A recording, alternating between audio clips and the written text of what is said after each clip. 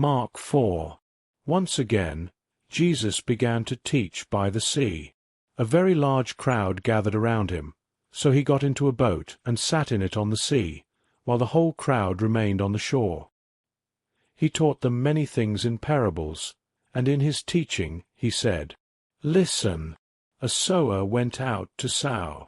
As he sowed, some seed fell along the path, and the birds came and devoured it. Other seed fell on rocky ground, where it didn't have much soil. It sprang up quickly because the soil was shallow.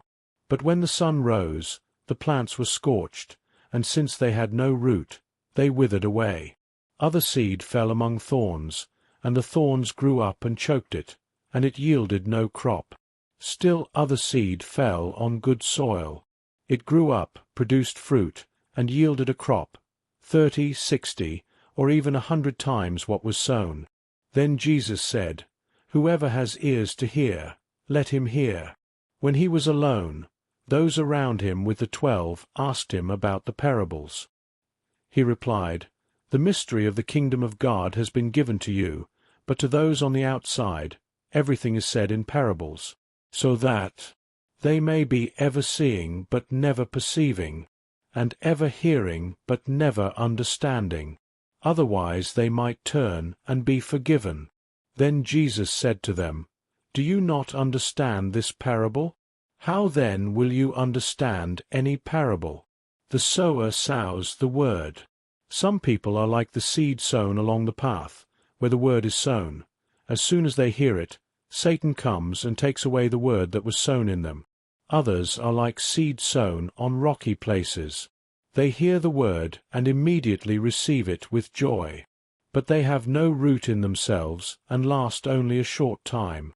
When trouble or persecution comes because of the word, they quickly fall away. Still others are like seed sown among thorns. They hear the word, but the worries of this life, the deceitfulness of wealth, and the desires for other things come in and choke the word, making it unfruitful.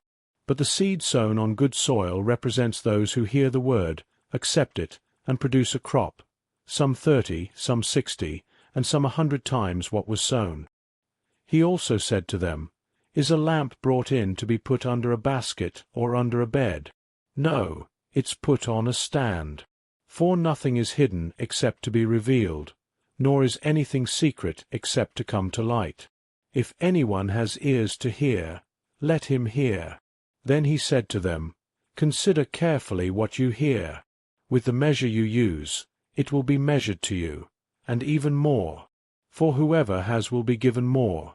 Whoever does not have, even what they have will be taken away."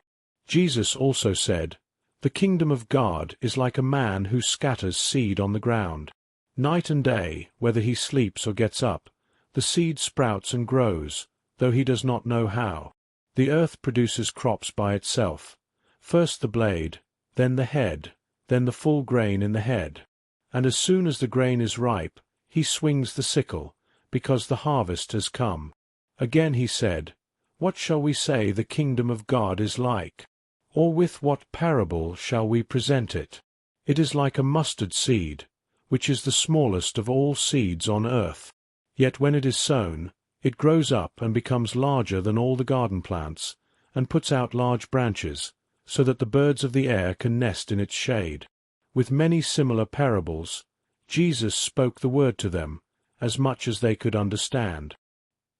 He did not speak to them without a parable, but privately explained everything to his own disciples. That day, when evening came, he said to his disciples, "Let us go over to the other side." Leaving the crowd behind, they took him along in the boat, just as he was. Other boats were also with him. A furious storm arose, and the waves broke over the boat so that it was nearly swamped. Jesus was in the stern, sleeping on a cushion. The disciples woke him and said, "Teacher, don't you care if we drown?" He got up, rebuked the wind, and said to the sea, "Peace, be still." Then the wind died down, and it was completely calm. He said to his disciples, "Why are you so afraid? Do you still have no faith?" They were filled with great fear and asked one another, "Who is this, that even the wind and the sea obey him?"